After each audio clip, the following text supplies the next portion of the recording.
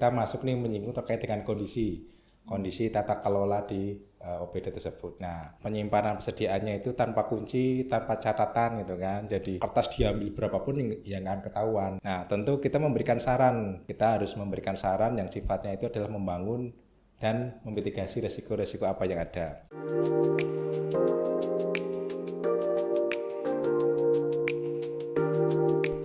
Halo Sobat Pengawasan, selamat datang di podcast perdana Inspektorat Daerah Kabupaten Purbalingga, Ngopi Pengawasan, Ngobrol Pintar Pengawasan. Ya, bersama dengan saya Vira Fitri Hapsari. Di sini saya bersama dengan Om Wawan. Ya, Om Wawan ini selaku founder dari Ngopi Pengawasan ya, rekan-rekan semua. Kita tanya sih, kenapa sih namanya Ngopi Pengawasan, Om?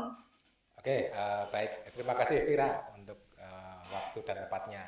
Mungkin kita jelaskan dulu nih, ngapain nih inspektorat harus ada podcast seperti ini gitu kan. Kita bukan OPD yang bergerak di bidang komunikasi, bukan OPD yang bergerak di urusan digital media, tapi ngapain nih ngadain podcast. Nah, Betul sekali. Jadi ini tantangan nih sebenarnya buat kita, karena memang ya sekarang nih APIP itu kan aparat pengawas intern pemerintah. Nah, kalau di Pemda ya di Inspektorat ini, salah satunya di Inspektorat Kabupaten Purbalingga. Nah, kalau dulu itu kan kita tuh ya hanya melakukan pemeriksaan gitu kan, watchdog, cari temuan, salahnya di mana, pengembalian ke Kasda, ke Kasdesa segala macam. Nah, sekarang ini kita dituntut untuk lebih dekat ke teman-teman audit ini, para teman-teman dari OPD, dari desa, kemudian bahkan dari BUMDes juga, BUMD juga. Nah, kita semakin variasi, penugasan kita juga semakin beragam. Nah, ini salah satu media nih, karena ya memang terbatasnya kita, baik SDM, waktu. Nah, podcast ini harapannya apa? Kita bisa satu kali tag ambil video, satu tag kita ambil acara, bisa menjangkau jangkauan lebih luas. Kita harapkan seperti itu. Hemat tenaga, hemat biaya, kita juga waktu pun juga akan terbantu. Seperti itu Mbak Wira. Iya, jadi gini, kenapa namanya Ngopi Pengawasan itu kan ngopi itu sebagai salah satu kegiatan yang santai. Yang kita dengan ngopi itu kita bisa berdialog, kita bisa saling bertukar pikiran, kita bisa menambah wawasan baru, kita bisa melek akan pengetahuan. Nah, kenapa namanya Ngopi Pengawasan itu salah satu filosofinya juga itu kawan-kawan. Jadi kenapa kita namanya Ngopi Pengawasan itu biar kita melek akan pengawasan gitu ya Mas ya. Betul. Kafein bagi kita, satu kali minum kopi langsung melek. Ini pengawasan kita melek.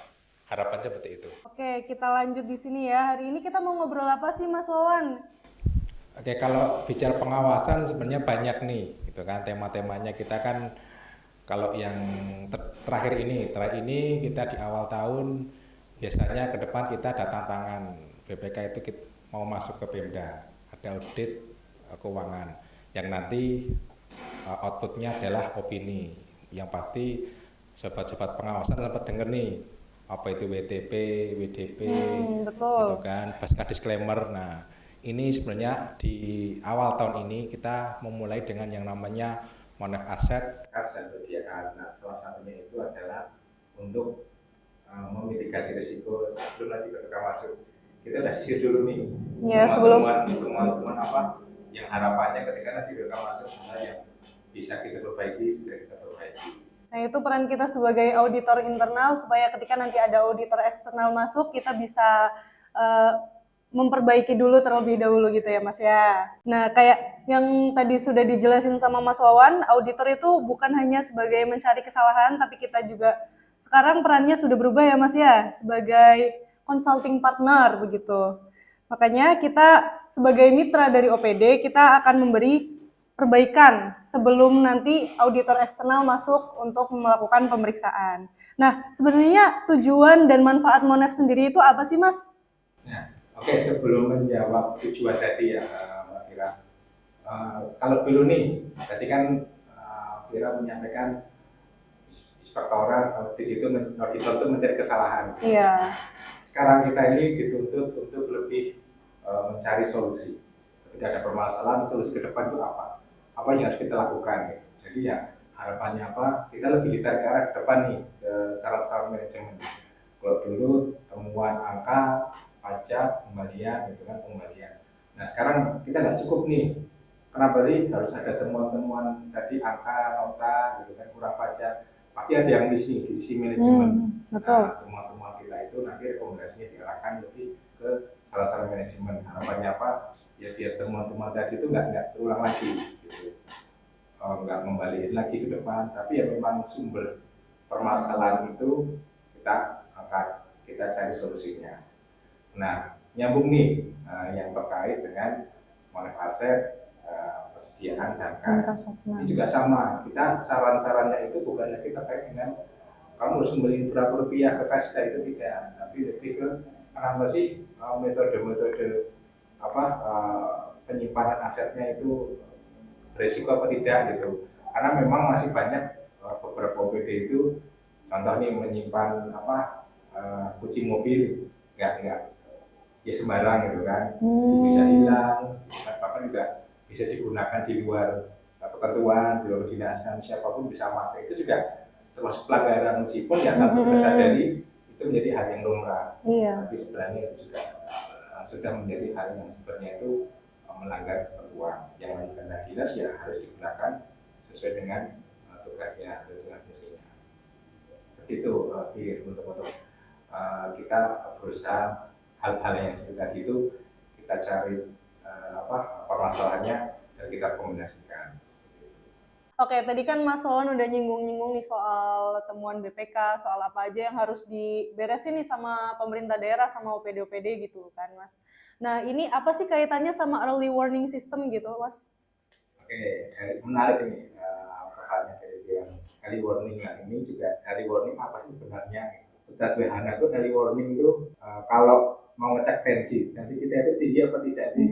Tentu tensi tinggi, tensi rendah belum nih, kita belum bisa menyimpulkan kita sakit apa karena berbagai macam faktor, berbagai macam nanti diagnosa lebih lanjut. Tapi minimal dari indikator awal itu kita bisa ketahuan. Nah, kaitannya early warning tadi nih, early warning dengan monet aset dan persediaan. Pertama kita jelaskan dulu nih, saat kita monet memang tidak menguji seperti halnya audit.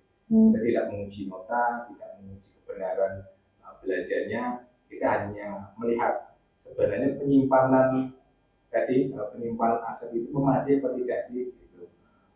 Kendaraan dinas itu kuncinya disimpan dengan baik tidak sih, persediaan ada lemarinya atau tidak. Nah, itu kita lihat sepanjang itu bisa dilakukan ya berarti budaya kerja OPD tersebut sudah baik, sudah berhati-hati mencegah aset, kas dan persediaannya itu terjaga dari risiko kehilangan ataupun risiko penyalahgunaan. Nah, kalau misalnya kita lihat, ternyata di sana tidak ada pengendalian, nah kita tak masuk ke pengendalian nih. Kendaraan dipegang oleh siapapun, kunci kendaraan dipegang oleh siapapun, digunakan untuk keperluan pribadi, gitu kan, hari Sabtu Minggu di saat kantor tutup, tapi dia beredar, ya kalau beredarnya untuk kegiatan dinas, itu termasuk pendidikan profesional, gitu kan, nggak masalah. Tapi kalau kegiatan yang pribadi, gitu kan, untuk ngomongnya bukan untuk keperluan kantor, nah ini menjadi early warning juga. Jangan-jangan dia menggunakan kendaraannya pun juga sama nih penyalahgunaannya dengan aset lainnya, belum nanti kasnya jangan-jangan digunakan juga untuk pribadi. Nah ini juga contoh salah satu dari monet aset kas persediaan ini bisa menjadi early warning untuk nanti kita melakukan pemeriksaan lebih lanjut.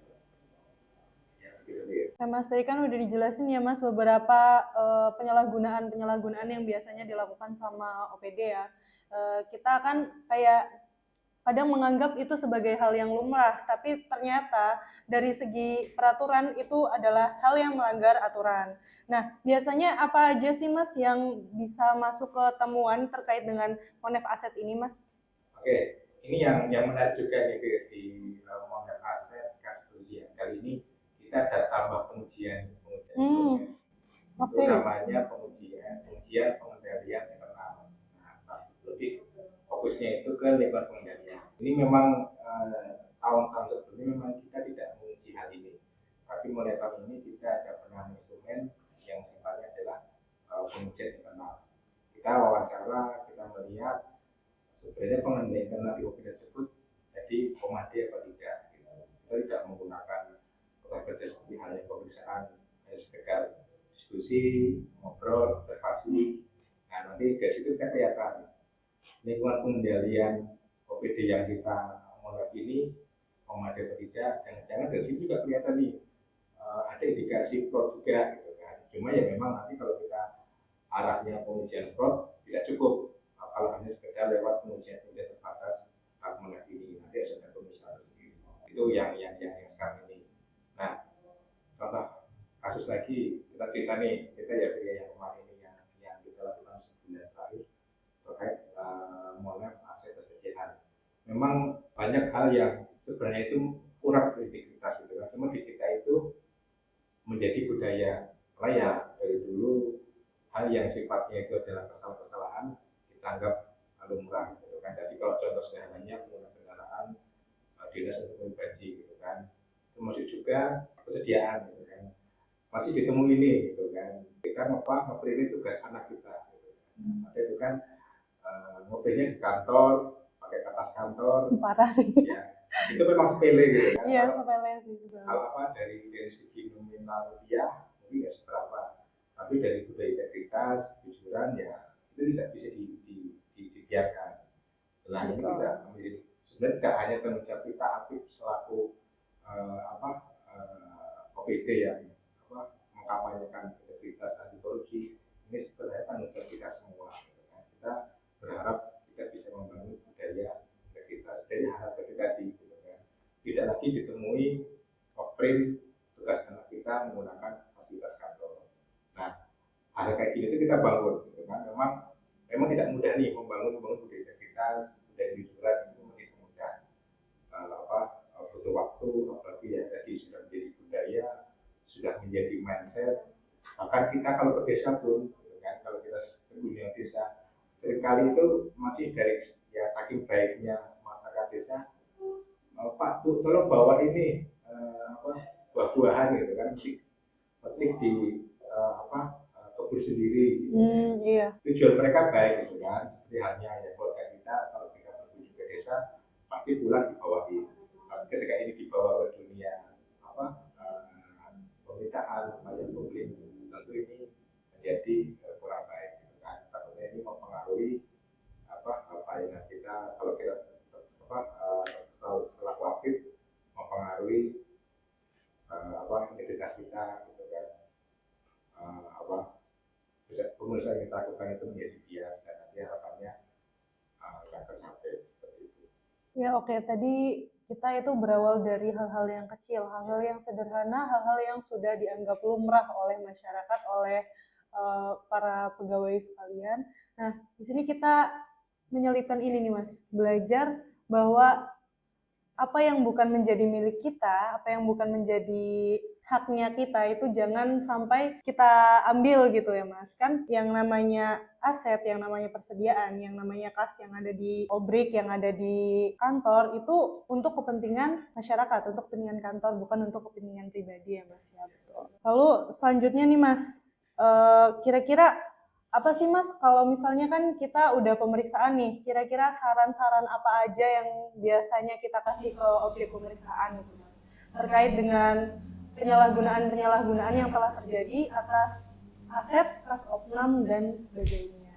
Ya, oke. Kalau tadi kan kita masuk nih menyinggung terkait dengan kondisi tata kelola di OPD tersebut. Nah, kan kita temukan nih tadi saat monef ternyata penyimpanan persediaannya itu tanpa kunci, tanpa catatan gitu kan. Jadi kertas diambil berapapun yang nggak ketahuan. Nah, kemudian solusinya gimana nih gitu kan. Inspektorat melihat hal seperti ini harus ngapain. Nah, tentu kita memberikan saran sobat pengawasan. Kita harus memberikan saran yang sifatnya itu adalah membangun dan memitigasi resiko-resiko apa yang ada. Tentu rekomendasi ini kita selalu komunikasikan. Rekomendasi tidak selalu hadir dari kami. Di beberapa jenis pemeriksaan kami seringkali rekomendasi ini adalah rekomendasi yang sifatnya rekomendasi bersama. Jadi kita tawarkan solusi beberapa alternatif. Nanti juga dari OPD, dari obrik dia memberikan tambahan. Ini loh yang lebih tepat, ini yang lebih lebih solutif. Nah, ketika nanti ini rekomendasi yang tadi nih dirumuskan jadi jadi poin rekomendasi, harapannya nanti tindak lanjutnya pun akan lebih mudah. Nah, contohnya tadi nih yang terkait dengan persediaan, kan opsinya banyak. Mungkin nggak kalau setiap OPD itu ada buku bantunya gitu. Kemarin teman-teman OPD itu menanyakan itu, karena kalau nanti ada buku bantu, sementara kita sudah ada SIM aset, sudah ada aplikasinya, tentu itu menambah pekerjaan gitu. Nah, di kita itu saat merumuskan rekomendasi, kita selalu berpegang prinsip cost and benefit. Biaya rekomendasi itu jangan sampai melebihi manfaat dari rekomendasinya. Nah, kalau contohnya tadi yang persediaan, kalau hanya sekedar menambah buku bantu, tentu effort kita kan masih logis ya, masih tidak ada effort yang membutuhkan dana besar, waktu yang banyak atau bank SDM. Tapi manfaatnya itu dia sangat baik. Dia menjaga keamanan penggunaan persediaan. Saat nanti ada opname persediaan, itu jelas menurut buku berapa, menurut fisik berapa, dibandingkan handal nggak nih, gitu. Ada kehilangan nggak nih? Kalau ada kehilangan, ada selisih, nah itu bisa menjadi poin catatan untuk perbaikan ke depan. Nah itu tadi Fir, contoh-contoh rekomendasi yang kita angkat itu memang untuk yang terkini, gitu kan. Kita didorong untuk rekomendasi yang sifatnya adalah temuan rekomendasi bersama untuk memudahkan nanti tindak lanjutnya diselesaikan lebih segera. Gitu. Sebelum kita ngobrol lebih lanjut nih Mas, mungkin sobat-sobat pengawasan ingin tahu nih apa bedanya aset, kas, sama persediaan. Oke.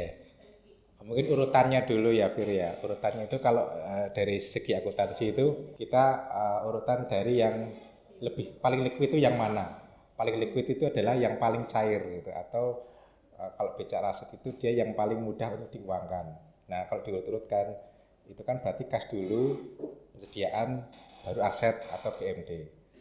Kalau bicara kas ya tentu itu adalah kas dulu yang kita pegang, termasuk juga yang ada di rekening bank OPD gitu.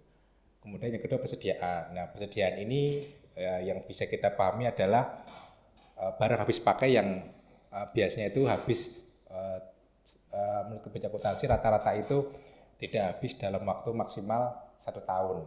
Itu biasanya secara kebijakan akuntansi, secara sistem akuntansi kita mendefinisikan persediaan. Kemudian aset. Nah, aset ini biasanya itu kita definisikan sebagai alat gitu kan, alat atau barang yang kita gunakan dan masa manfaatnya itu melebihi 1 tahun gitu. Jadi itu lebih ke penggolongan menurut kaidah-kaidah akuntansi seperti itu, Fir. Nah Mas, tadi kan kita udah belajar nih tentang perbedaannya kas, persediaan, sama aset. Nah kalau misalnya kita menemukan persediaan yang nilai manfaatnya itu lebih dari 1 tahun, itu apakah bisa digolongkan sebagai aset atau tidak, Mas? Oke, nah ini menarik nih pertanyaan dari Vira. Ada beberapa kasus nih atau beberapa kejadian yang dia itu sepintas mirip persediaan, tapi kalau digolongkan aset tetap itu kurang tepat juga gitu. Nah, agak aneh ini contohnya ini. Jadi misal di kita memang di kebijakan akuntansi kita itu tadi saya lupa menjelaskan terkait dengan definisi aset tetap itu juga ada parameter lagi yang terkait dengan nominal, nominal angka. Di kebijakan akuntansi kita itu atas belanja barang yang nilainya itu adalah di atas 500.000 itu baru digolongkan sebagai aset atau BMD. Tapi kalau kita beli barang yang di bawah 500 gitu kan, itu tidak bisa digolongkan sebagai aset. Nah, contohnya kita beli pacul gitu kan, beli alat-alat pertanian, pudi gitu kan, bahasa Banyumas itu kan ada tuh pudi itu untuk juga ya, Mas? Ya arit. Nah, itu kan dia harga mungkin nggak sampai 100.000 tuh. Tapi kalau tahunan ya dia nggak akan gosok gitu kan, 10 tahun pun masih ada gitu kan. Masih bisa diasah ya Mas, masih bisa dimanfaatkan. Nah, barang-barang yang seperti tadi nih yang arit, kudi, di kita itu ada lagi yang penggolongan namanya barang-barang ekstrakom gitu. Nah, barang-barang ekstrakom itu ya tadi misal kita udah merencanakan belanja aset di anggaran kita itu di DPA itu menganggarkan belanja aset atau belanja barang milik daerah. Tapi ternyata pas beli itu barangnya tadi nilainya itu di bawah 500.000. Nah, yang barang-barang seperti itu kita golongkan masuk ke barang-barang ekstrakom. Tapi kalau dikatakan persediaan juga nggak tepat juga, karena tadi kita bicara persediaan tuh barang habis pakai, kita beli nggak lama habis, beli lagi nggak lama habis. Yang barang-barang seperti ini kita golongkan sendiri. Di neracanya pun juga nanti kita golongkan sendiri, seperti itu. Nah Mas, kalau yang kayak OPD-OPD nih yang udah terlanjur masukin itu ke persediaan, ke barang habis pakai, itu gimana Mas nanti solusinya? Nah, ini kan kita ada tadi nyambung dengan oknam persediaan. Nah, pas kita persediaan ternyata tadi ada barang-barang yang sebenarnya nggak tepat kalau itu masuk persediaan. Ya kan? Ada tadi kudi, linggis, bangsane itu mungkin sendok garpu, dan ini masuk persediaan gitu kan. Nah, itu kan kurang tepat. Nah, barang-barang seperti ini nanti kita sarankan, kita rekomendasikan untuk dikeluarkan dari persediaan. Dan nanti dicatatkannya di barang-barang ekstrakom. Nanti di neracanya OPD, barang-barang tadi itu yang tadinya persediaan masuk menjadi barang-barang ekstrakom. Mas pernah nggak sih menemui kasus di OPD itu beli aset tapi bukan pakai rekening belanja modal, tapi pakai rekening belanja barang dan jasa atau rekening pemeliharaan? Oh ya, kalau terus itu pelakuannya gimana tuh? Oke. Itu memang masih kita temui memang belanja-belanja yang berawal dari bukan belanja barang milik daerah.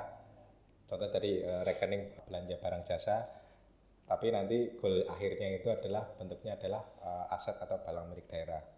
Ini sebenarnya kalau kita tarik ke depan ya memang ada sedikit miss terkait dengan penganggaran kita gitu kan. Kalau kita baca ideal penganggaran untuk belanja aset ya berawal dari rekening belanja barang milik daerah.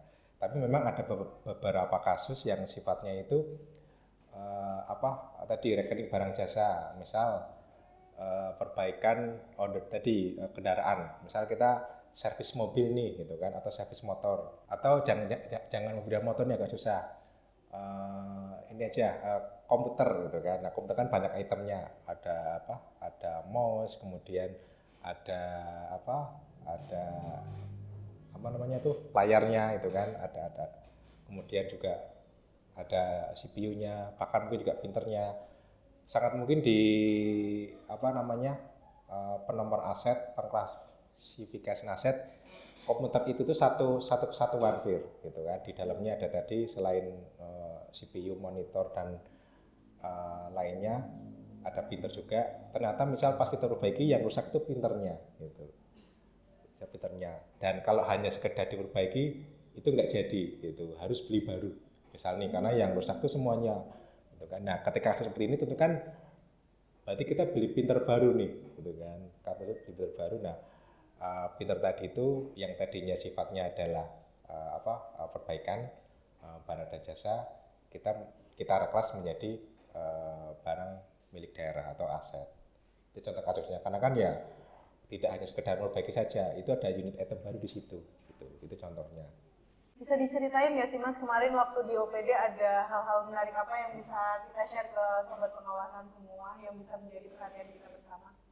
Oke, ini masih seputar aset nih, gitu kan? Karena sepertinya aset ini menjadi isu menarik ini, gitu kan? Dari awal sampai sekarang, meskipun kita bicaranya tiga jenis pengujian, 3 jenis monef, gitu kan? Tapi kita masih berkutat di aset. Oke, baik.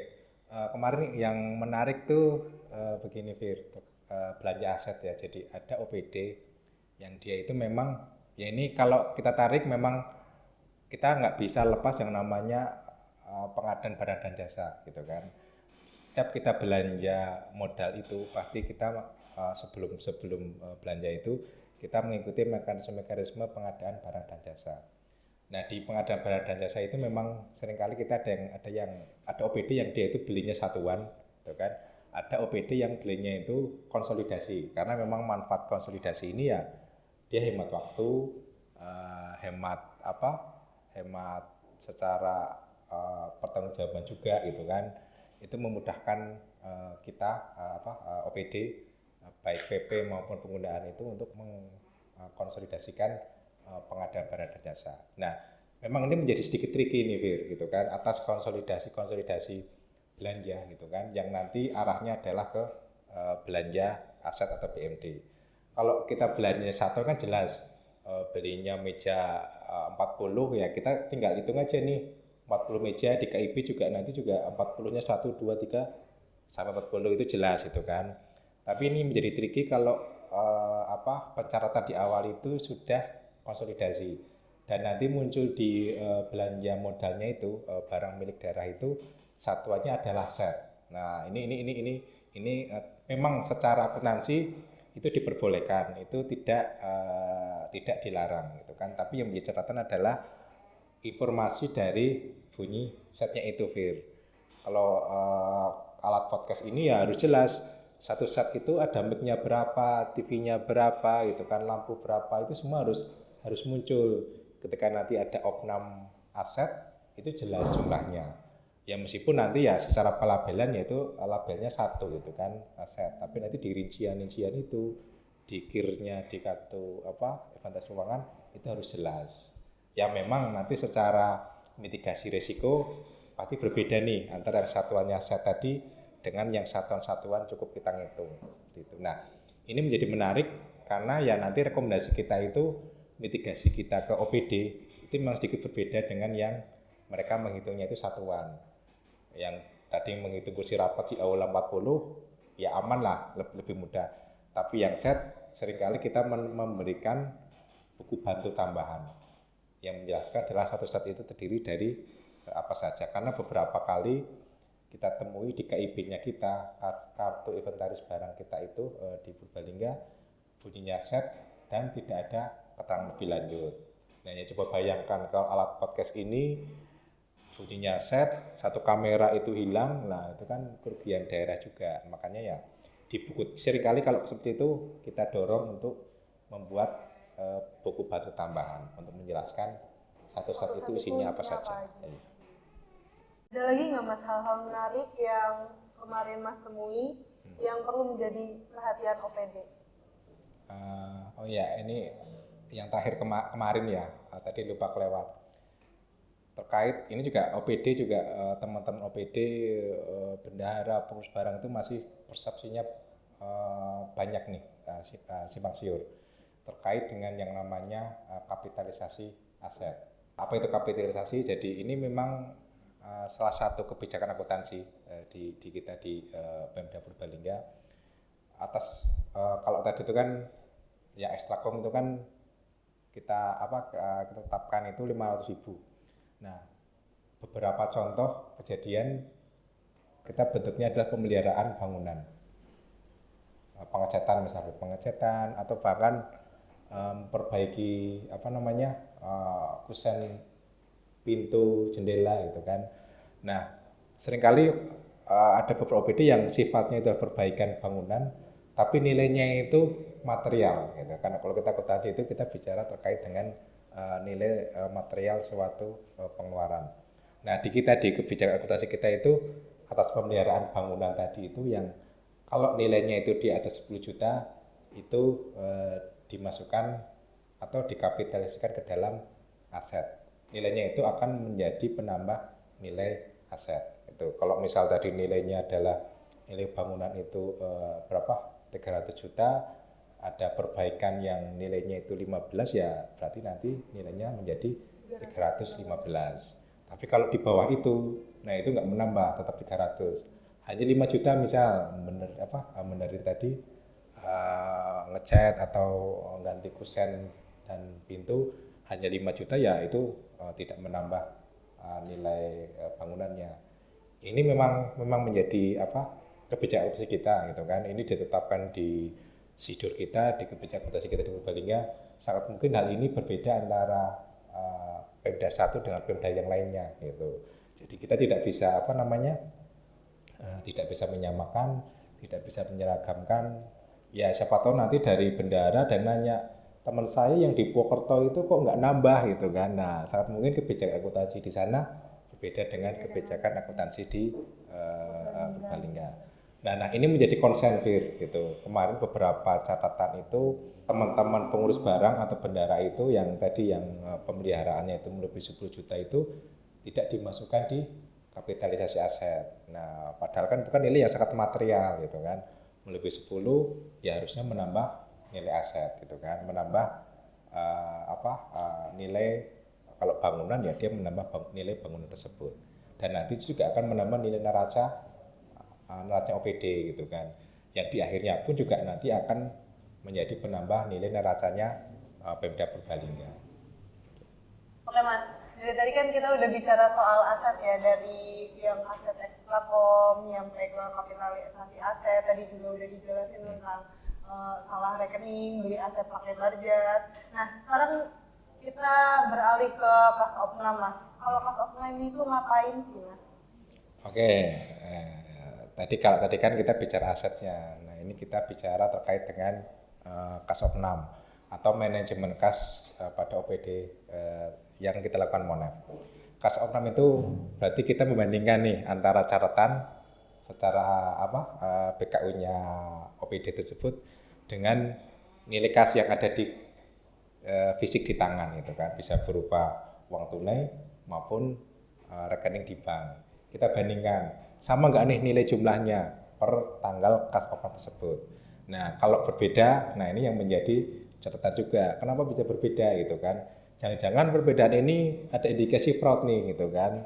Uangnya kemana? Nah bendahara yang kita lakukan opnam tidak bisa menjelaskan, tentu nanti akan ada rekomendasi lebih lanjut. Tapi kalau bisa dijelaskan, oh ternyata uang yang selisih ini gitu kan di BKU-nya, di akuntansinya itu masih sisa 20 juta misal.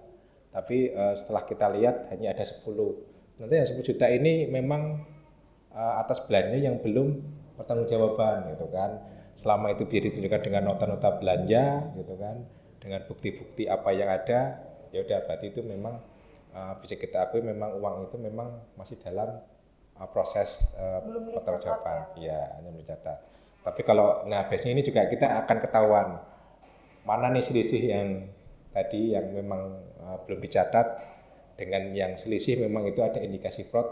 Biasanya teman-teman auditor udah bisa lihat dari sorot-sorot matanya para bendahara. Ini yang menarik.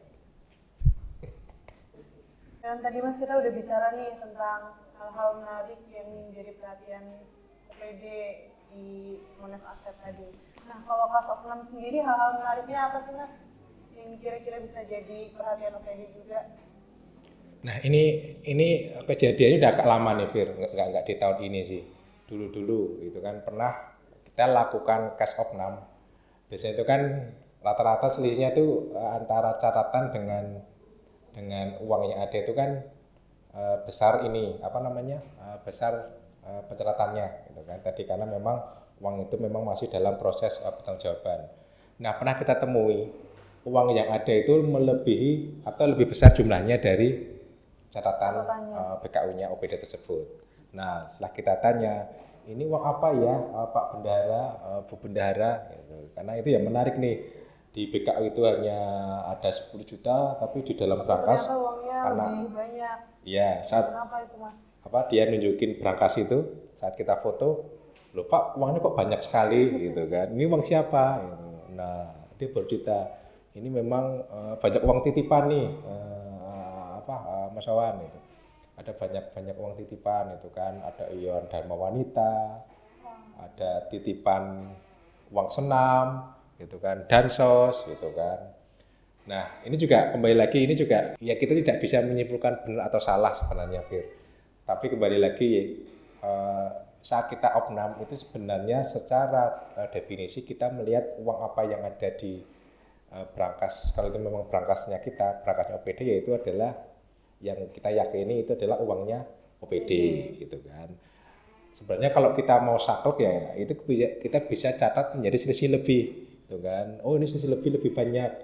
Makanya nanti akan kita repot nih penjelasan lebih lanjut karena ya memang setelah diskusi, setelah komunikasi kita yakin oh ya memang ini memang beneran uang titipan. Nah kalau yang seperti ini ya kita sarankan memang atas uang yang sebenarnya bukan bukan milik OPD. Iya, uang OPD ya tentu jangan disimpan di berangkas OPD. Apalagi sampai uang pribadi nih gitu kan.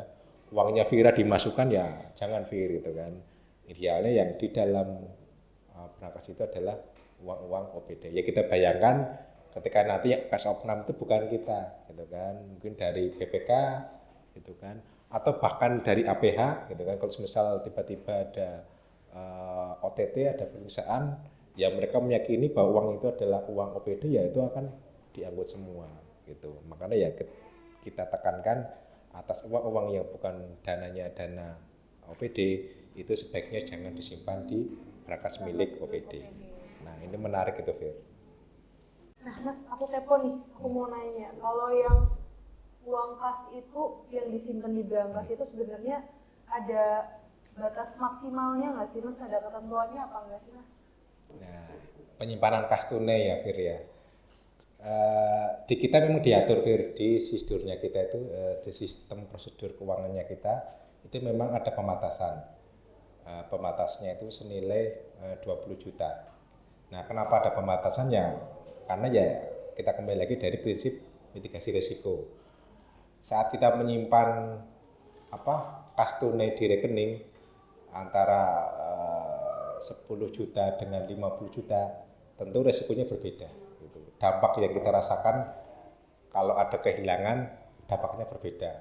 Tentu rasanya beda dong, kehilangan uang 5 juta dengan 10 juta. Nah ini di SISDUR ini itu memang diatur agar apa? Agar kalau misal nanti ada kehilangan, kalau bicara resiko memang kita tidak bisa menghilangkan resiko, tidak bisa menolkan, tapi hanya bisa mengecilkan.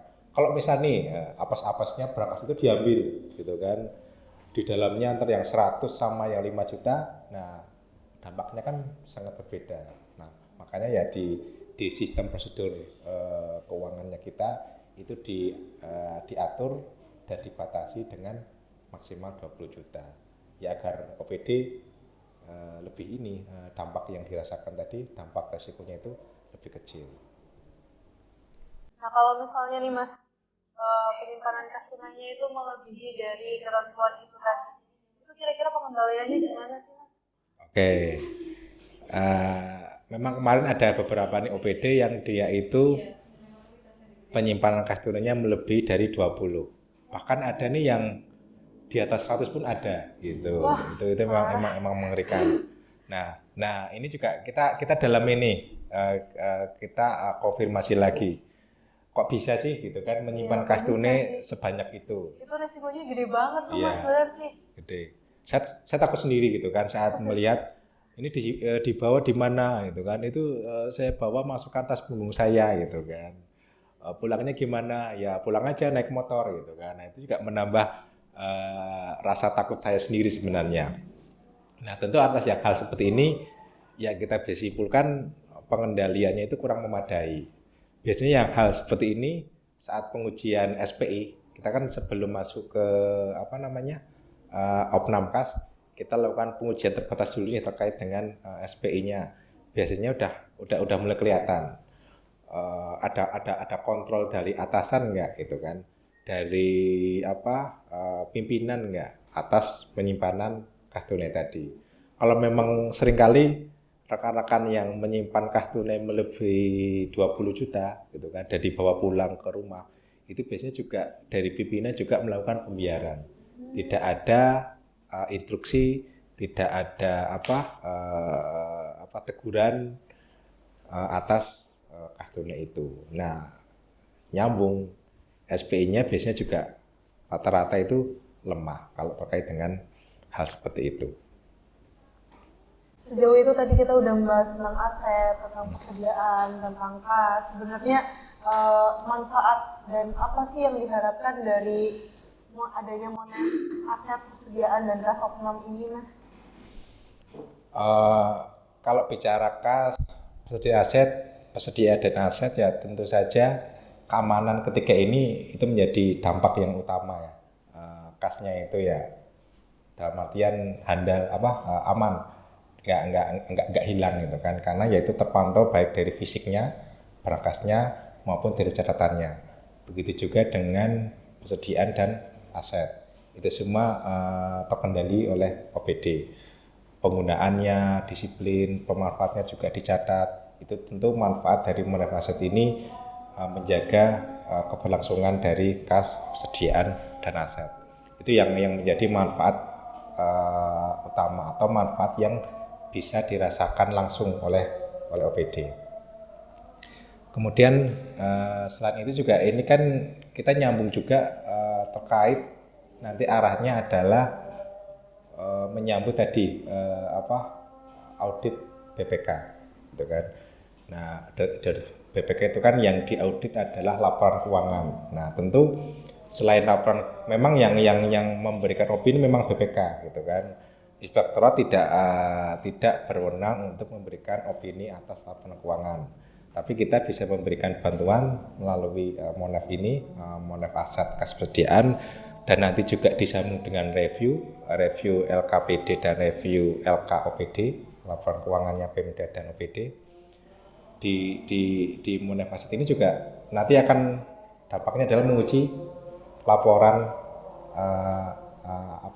keuangannya OPD. Ya memang nggak langsung sekarang, nanti nyambung disambung dengan review LKOPD. Tentu ya dengan monef aset ini harapannya tadi nilai-nilai aset, nilai persediaan yang dicantumkan di neraca itu nilainya handal atau nilainya sesuai dengan apa yang ada. Itu manfaat kedua. Kemudian ya, nah nyambung BPK lagi, selain opini juga seringkali di audit itu kan oleh BPK juga arahnya nanti ada temuan gitu kan atas catatan yang memang menjadi kekurangan kita. Nah, dengan adanya monef kas persediaan dan aset ini harapannya temuan-temuan nanti yang ditemukan oleh BPK karena sudah kita sisir dulu temuannya itu semakin berkurang gitu. Karena ya kembali lagi semakin banyak temuan kita takutnya semakin material nilai temuannya itu bisa mempengaruhi opini audit BPK. Nah, makanya ya selain tadi manfaat jangka pendeknya, kehandalan laporan tadi juga ke BPK-nya juga harapannya bisa mengurangi temuan-temuan audit oleh BPK. Nah, dampak jangka panjangnya nih gitu kan, saat kita udah WTP, aset kita terjaga, tentu masyarakat nih yang akan merasakan gitu kan, bagaimana melewati jalan yang udah dibangun, jalan yang sudah diaspal gitu kan, apalagi Purbalingga ini kan tahun ini kan sedang getol nih untuk perbaikan jalan Fir gitu kan. Itu kalau dari belanja asetnya itu kan sangat banyak gitu kan, sangat material. Itu tentu harus kita kawal itu kan, melalui monef aset pun itu sudah kita kendalikan. Harapannya ya nanti belanja aset tadi itu dengan kita monef sesuai dengan pertanggungjawaban dan nanti pun juga bisa dimanfaatkan oleh masyarakat, bisa awet secara jangka panjang, masyarakat pun terbantu, ekonominya pun juga dapat berputar gitu kan. Orang jualan, orang pedagang yang tadinya jalannya bolong-bolong, kalau halus kan lebih enak gitu kan Fir, lebih cepat, lebih nyaman. Nanti pun dampak ekonomi masyarakat pun harapannya lebih terasa. Nah itu rangkaian panjang sebenarnya Fir, yang memang secara pintas kok ada sih kaitannya antara monef aset dengan kesejahteraan masyarakat. Nah tapi kalau dipikir-pikir ya dampaknya memang ada gitu kan. Nah kita nyambung lagi dari monef aset, kemudian review, bahkan nanti juga audit yang kita lakukan internal gitu kan, audit tematik terkait konstruksi jalan. Harapannya apa? Biar nanti juga manfaat ke masyarakat bisa lebih maksimal. Oke, ini berarti Mas Wawan dari kita ngobrol banyak tadi nih, kita udah bahas tentang monef aset, tentang kas opnam, tentang monef persediaan juga. Jadi kesimpulan dari segala hal yang saya catat ini, salah satunya adalah tujuan dari monef aset, persediaan dan kas opnam itu sendiri itu untuk memastikan pengelolaan keuangan dan barang milik daerah dilaksanakan secara tertib, akuntabel, transparan, dan sesuai ketentuan, serta memberikan early warning system atas potensi penyimpangan, kehilangan, atau salah saji, dan mendukung keandalan laporan keuangan daerah. Gitu ya Mas ya? Ya, betul. Oke, selanjutnya sudah lama sekali ini kita berbincang-bincang. Semoga ini bisa bermanfaat bagi sobat pengawasan semua. Monitoring dan evaluasi bukan sekedar kewajiban auditor, tapi tanggung jawab bersama. Dengan pengelolaan aset, persediaan, dan kas yang tertib, kita ikut menjaga uang rakyat. Sampai jumpa di episode berikutnya. Tetap jujur, tertib, dan akuntabel. Ngopi pengawasan, salam integritas.